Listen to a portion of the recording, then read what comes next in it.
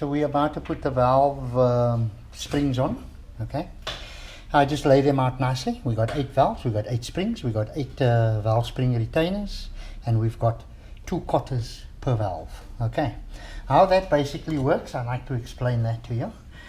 Okay,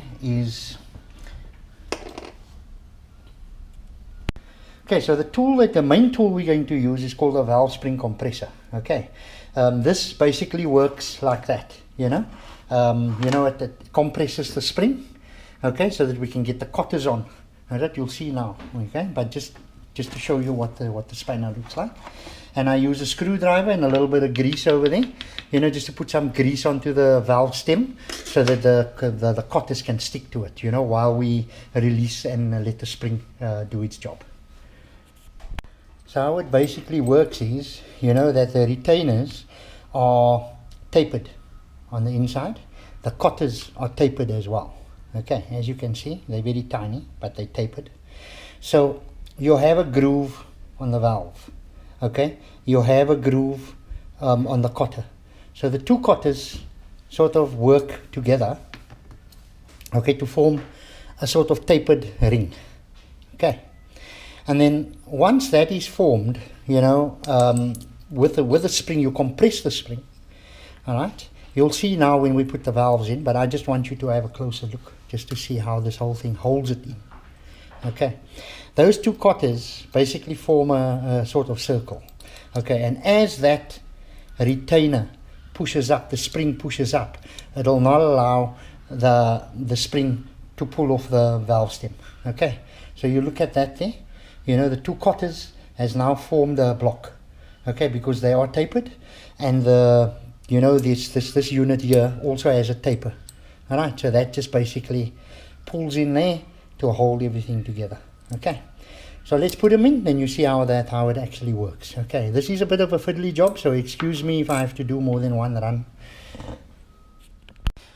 Alright, so here we are. We're going to be doing the one in the end. So we'll take the spring, we'll put the retainer on, we'll put that down. Now remember that we have our washers down there. Okay, so you see the spring needs to be compressed, okay, to expose the valve stem so that we can put the cotters on. And sorry about that. And this is basically where our valve spring compressor comes in. Okay, you can see how it operates there.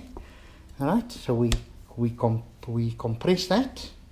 All right, we'll just let it hang there for the sake of the filming. And then what we will do is we'll take the 2. I put a little bit of grease on it like that, so that I can just hold the cotter. All right, we'll put the cotter into position like that. We've got one into position there.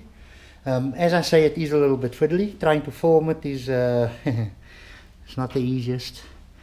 But we'll put the 2 cotters into place. That's the main. That's the first step.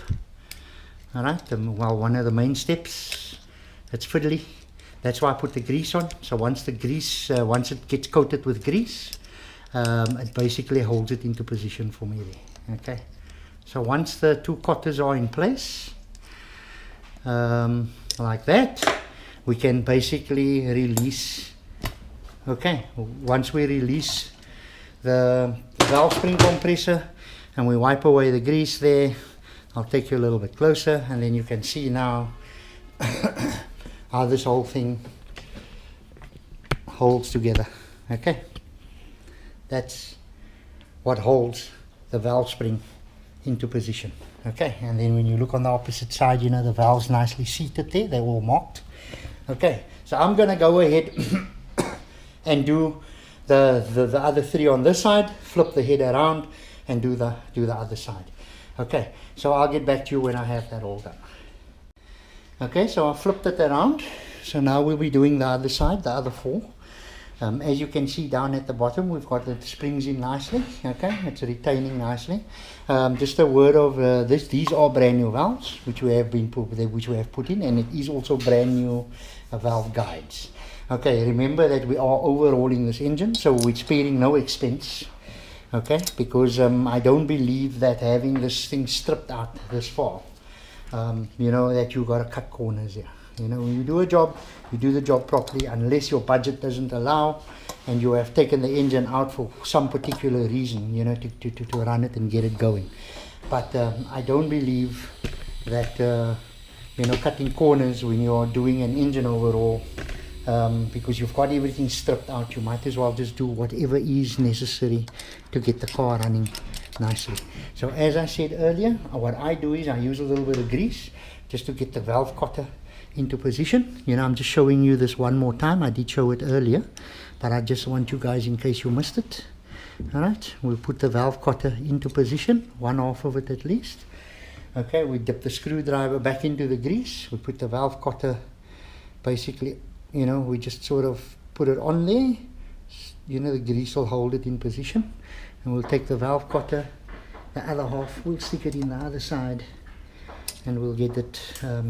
I think maybe we just need to crank it up a little bit to expose the valve cotter groove. A little more. Okay. You have to do what's appropriate in your situation. You know how the valve cotters are supposed to fit, you know, and retain the valve. And once you release the spring, okay, the two cotters have to work as a unit to hold your spring retainer in, okay, so that it doesn't come out. Right, what I normally do is when I'm done, I just give it a light tap with a fiber hammer, okay, make sure it doesn't jump out. All right, so I'll go ahead and do the rest and get back to you, you know, when we put the camshaft in.